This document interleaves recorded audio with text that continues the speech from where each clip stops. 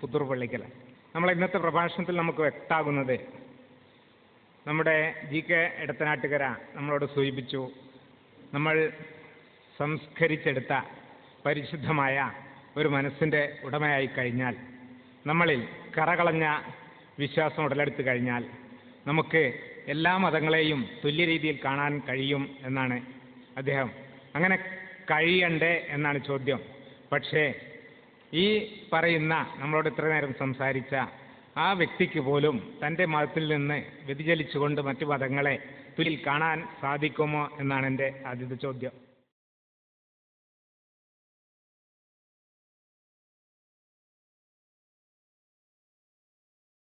യഥാർത്ഥത്തിൽ എല്ലാ മതങ്ങളെയും തുല്യമായി കാണുക എന്നത് യഥാർത്ഥത്തിൽ ഒരു പ്രയാസവുമുള്ള സംഗതിയല്ല. അങ്ങനെ തന്നെയാണ് വേണ്ടതും.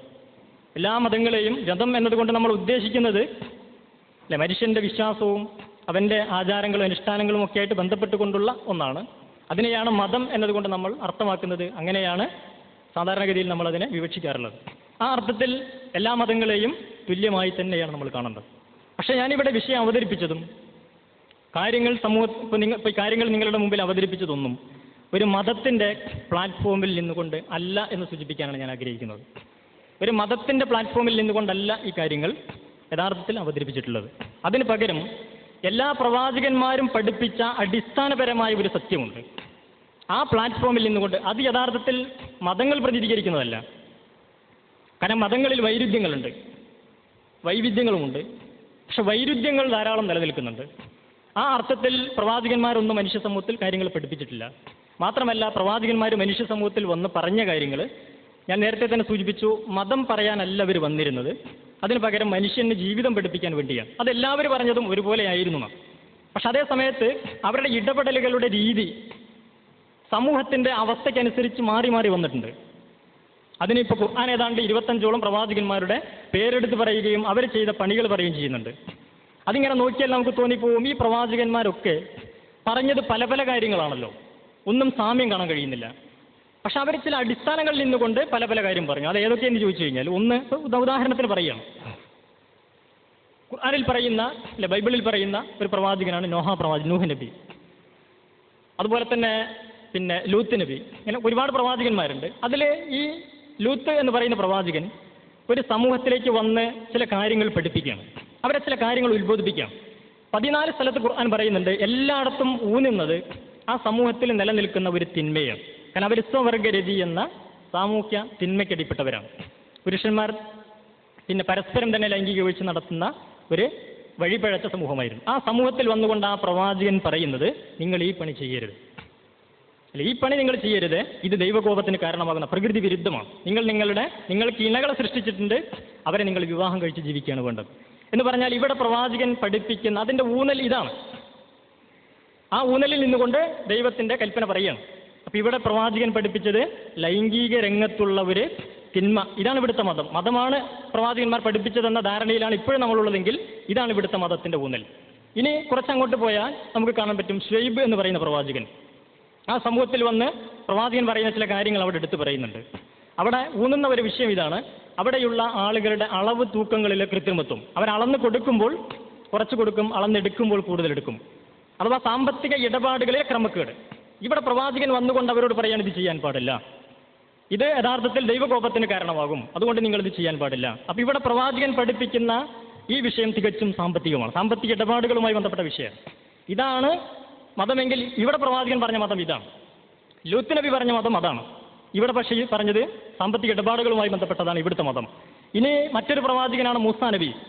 മൂസാ നബി യഥാർത്ഥത്തിൽ ഫിർഔൻ എന്ന് പറയുന്ന ഫറോവ എന്ന ഒരു ഏകാധിപതിയുടെ കൊട്ടാരത്തിൽ കയറി ചെന്നുകൊണ്ട് ആ ഏകാധിപതിയോട് പറയുകയാണെന്ത്, അവിടെ ഒരു വിഭാഗം പീഡിപ്പിക്കപ്പെടുന്നു. ഇസ്രായേൽ സമൂഹം എന്ന് പറയുന്ന ഒരു വിഭാഗം അടിമകളാക്കപ്പെട്ട് പീഡിപ്പിക്കപ്പെടുകയാണ്. പ്രവാചകൻ അവിടെ ചെന്നുകൊണ്ട് ഏകാധിപതിയോട് പറയാണ്, ഇവരെ ഇങ്ങനെ പീഡിപ്പിക്കാൻ നിനക്ക് അനുവാദമില്ല, അവരെ ഇങ്ങനെ അടിമകളാക്കി വെക്കാൻ പാടില്ല, അവരെ മോചിപ്പിക്കണം എന്ന് പറഞ്ഞുകൊണ്ട് ഒരു വിമോചന പോരാട്ടത്തിൻ്റെ ഒരു രംഗമാണ് പിന്നെ നമ്മളവിടെ കാണുന്നത്. ഇവിടെ പ്രവാചകൻ പഠിപ്പിച്ചത് ഇതായതുകൊണ്ട് ഇതാണ് മൂസാ നബി പഠിപ്പിച്ച മതത്തിൻ്റെ ഊന്നൽ. അത് തികച്ചും പാർലമെൻറ്റുമായിട്ട് പള്ളിയുമായി ബന്ധപ്പെട്ട വിഷയമല്ലത്, എന്നുവെച്ചാൽ ഭരണകൂടവുമായി ബന്ധപ്പെട്ട വിഷയമാണ് അവിടെ കൈകാര്യം ചെയ്യുന്നത്. ഇനി ഈസാ നബിയുടെ യേശുവിൻ്റെ ചരിത്രം ഖുർആൻ വിവരിക്കുന്നതനുസരിച്ച് നമ്മൾ നോക്കിയാൽ അവിടെ നമുക്ക് കാണാൻ കഴിയുക, വിശ്വാസങ്ങൾ പഠിപ്പിക്കുന്ന, ദൈവത്തെക്കുറിച്ച് മനുഷ്യന് പറഞ്ഞു കൊടുക്കുന്ന പുരോഹിതന്മാരിലേക്ക് ഇടപെട്ടുകൊണ്ട് അവരോട് പറയുകയാണെന്ത്, ദൈവത്തിന് ഇടനിലക്കാരെ വെച്ചുകൊണ്ടുള്ള ഇങ്ങനെ പൗരോഹിത്യം ചമയുന്ന ഈ രീതി ശരിയല്ലെന്ന് പറഞ്ഞുകൊണ്ട് പൗരോഹിത്യത്തിനെതിരെയുള്ള പോരാട്ടം. അവിടെ അതാണ് മതമെങ്കിൽ അവിടെ ഊന്നുന്നത് ആ ഒരു തലത്തെയാണ്. ഇങ്ങനെ ഓരോ സമൂഹത്തിലും നിലനിൽക്കുന്ന തിന്മകൾ എന്തോ അതിനെ തൊട്ടുകൊണ്ട് പാടില്ലെന്ന് പറഞ്ഞുകൊണ്ട് ദൈവത്തിലേക്ക് വിളിക്കുന്ന രീതി. അങ്ങനെ വരുമ്പോൾ ഈ കാലഘട്ടത്തിൽ ദൈവവിശ്വാസികൾ ചെയ്യേണ്ടത് എന്താണ്? അവർ ചെയ്യേണ്ടത് സമൂഹത്തിൽ നിലനിൽക്കുന്ന എല്ലാ തിന്മകളോടും പ്രതികരിക്കുക, എന്നിട്ട് നന്മയിലേക്ക് ജനങ്ങളെ വിളിക്കുക. അങ്ങനെ ചെയ്യുന്നൊരവസ്ഥയിലേക്ക് നമ്മൾ എത്തിയാൽ സ്വാഭാവികമായിട്ടും നമ്മൾക്കിടയിലുണ്ടാകുന്ന ധ്രുവീകരണത്തിൻ്റെ സ്വഭാവം മാറും. ഇപ്പോഴുള്ള ധ്രുവീകരണം അന്ധമാണ്, അല്ലേ? ഇപ്പോൾ നേരത്തെ ഇതിൽ തന്നെ അനുബന്ധമായ ചില ചോദ്യങ്ങളുണ്ട്. ചില ആളുകൾ മുസ്ലിം കുടുംബത്തിൽ ജനിക്കുമ്പോൾ മുസ്ലിം ആവുന്നു, ഹിന്ദു കുടുംബത്തിൽ ജനിക്കുമ്പോൾ ഹിന്ദു ആവുന്നു, അല്ലെങ്കിൽ ക്രിസ്ത്യാനിയാവുന്നു. ഇങ്ങനെ ഇതിൻ്റെ പേരിൽ നമ്മൾ ഭിന്നിച്ചു പോവാണ്. ഇപ്പോൾ യഥാർത്ഥത്തിൽ തമ്മിൽ പ്രശ്നം ഉണ്ടാകുന്നത് ഹിന്ദു സമുദായത്തിൽ ജനിച്ചവരും മുസ്ലിം സമുദായത്തിൽ ജനിച്ചവരും അല്ലെങ്കിൽ ക്രിസ്ത്യൻ സമുദായത്തിൽ ജനിച്ചവരും. എന്താണ് ഇതിൻ്റെ അടിസ്ഥാനം?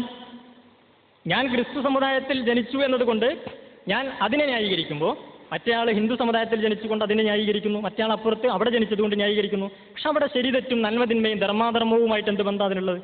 അതേസമയത്ത് പ്രവാചകന്മാർ മനുഷ്യരെ ദൈവവിശ്വാസം പഠിപ്പിച്ചപ്പോൾ ഇങ്ങനെയല്ല സംഭവിച്ചത്. അവിടെ വന്നപ്പോൾ ധ്രുവീകരണം അവിടെയും ഉണ്ടായി. പക്ഷെ ആ ധ്രുവീകരണത്തിൻ്റെ അടിസ്ഥാനം നമ്മൾ നോക്കിയാൽ, ഉദാഹരണം പറഞ്ഞാൽ നേരത്തെ ഞാൻ സൂചിപ്പിച്ച പ്രവാചകന്മാരുടെ തന്നെ ചരിത്രം നോക്കുമ്പോൾ, നൂഹ് നബി ആ സമൂഹത്തിൽ തിന്മ നിലനിൽക്കുന്ന സമൂഹത്തിൽ വന്ന കാര്യങ്ങൾ പറഞ്ഞപ്പോൾ അവിടെ യഥാർത്ഥത്തിൽ വിഭാഗീയത രൂപപ്പെട്ടു. ആ വിഭാഗീയത സാമുദായികമായിരുന്നില്ല. കാരണം നൂഹ് നബിയുടെ മകനും ഭാര്യയും ശത്രുപക്ഷത്താണ് വന്നത്.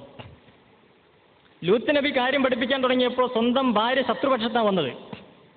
ഇബ്രാഹിം നബി കാര്യങ്ങൾ സത്യം പഠിപ്പിക്കാൻ തുടങ്ങിയപ്പോൾ, ധർമ്മം പറയാൻ തുടങ്ങിയപ്പോൾ ഇബ്രാഹിം നബിയുടെ പിതാവ് ശത്രുപക്ഷത്താണ് വന്നത്. മുഹമ്മദ് നബി സമൂഹത്തിൽ വന്ന് കാര്യങ്ങൾ പറഞ്ഞപ്പോൾ മുഹമ്മദ് നബിയുടെ ശത്രുപക്ഷത്ത് പ്രവാചകന്റെ അളാപ്പ് പുത്താബർ എന്ന പ്രവാചകന്റെ പിതാവിൻ്റെ സഹോദരന്മാർ, രക്തബന്ധത്തിൽപ്പെട്ടവരൊക്കെ ശത്രുപക്ഷത്ത്. അപ്പോൾ അതിനർത്ഥം ഇവർ ഏത് സമുദായത്തിൽ, ഏത് ജാതിയിൽ, ഏത് മതത്തിൽ നിന്നുകൊണ്ടാണ് പ്രബോധനം ചെയ്തത്? അവരഥാർത്ഥത്തിൽ ധർമ്മത്തിന്റെ പ്ലാറ്റ്ഫോമിൽ നിന്നുകൊണ്ട്, സത്യത്തിന്റെ നന്മയുടെ പ്ലാറ്റ്ഫോമിൽ നിന്നുകൊണ്ട് അധർമ്മത്തിനെതിരിൽ, തിന്മയ്ക്കെതിരിൽ, അതാണ് ഞാൻ പറഞ്ഞത്, മതത്തിന്റെ പ്ലാറ്റ്ഫോമിൽ നിന്നുകൊണ്ടല്ല, ജാതിയുടെയോ സമുദായത്തിന്റെയോ പ്ലാറ്റ്ഫോമിൽ നിന്നുകൊണ്ടല്ല അവർ പറഞ്ഞത്. അതിനെ വേണമെങ്കിൽ ഒന്നുകൂടി ഇന്ത്യൻ പശ്ചാത്തലത്തിൽ വികസിപ്പിച്ചെടുത്താൽ നമുക്കറിയാം, കുരുക്ഷേത്ര യുദ്ധം എന്ന് പറയുന്ന യുദ്ധം അതിനെക്കുറിച്ച് നമുക്ക് ധാരാളം പല സന്ദർഭങ്ങളിലുമായിട്ട് കേട്ടതും അറിഞ്ഞതുമാണ്. അത് തന്നെ നമ്മളൊന്ന് എടുത്ത് വായിച്ചു നോക്കിയാൽ ഒരു ധർമ്മസമരമായിട്ടാണ് അത് പഠിപ്പിക്കപ്പെടുന്നത്. അതിൻ്റെ സ്കലിതങ്ങളുമായി ബന്ധപ്പെട്ട എന്തെങ്കിലും ഉണ്ടോ എന്നുള്ളത് ഉണ്ടെങ്കിൽ അത് ചില ചർച്ചകൾ ചിലർ സൂചിപ്പിക്കാറുണ്ട്. അതിലേക്കല്ല ഞാൻ കിടക്കുന്നത്. പക്ഷെ അതിൽ നൽകുന്ന ഒരു പാഠമുണ്ട്.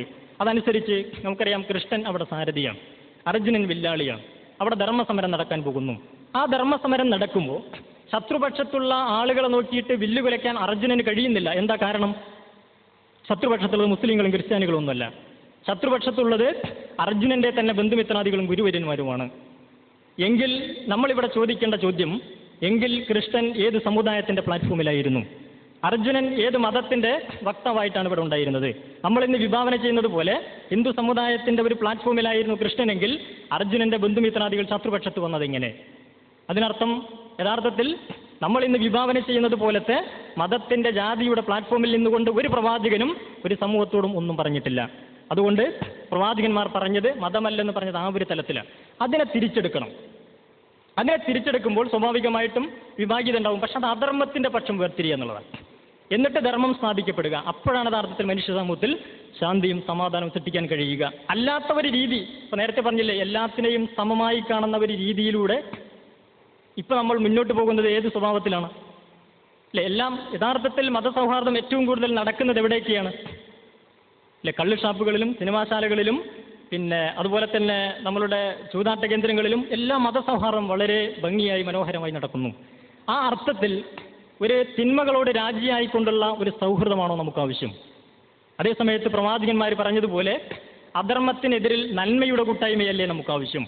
ആ നന്മയുടെ കൂട്ടായ്മ സൃഷ്ടിക്കപ്പെടുമ്പോൾ സ്വന്തം മകനോ ഭാര്യയോ കുടുംബങ്ങളും ചിലപ്പോൾ ശത്രുപക്ഷത്തായി എന്ന് വരാം. എന്നാലും നന്മയുടെ പക്ഷത്ത് നിൽക്കുന്നിടത്തേക്ക് നമ്മളാകുമ്പോൾ വർഗീയത, സാമുദായികത അസ്തമിക്കും.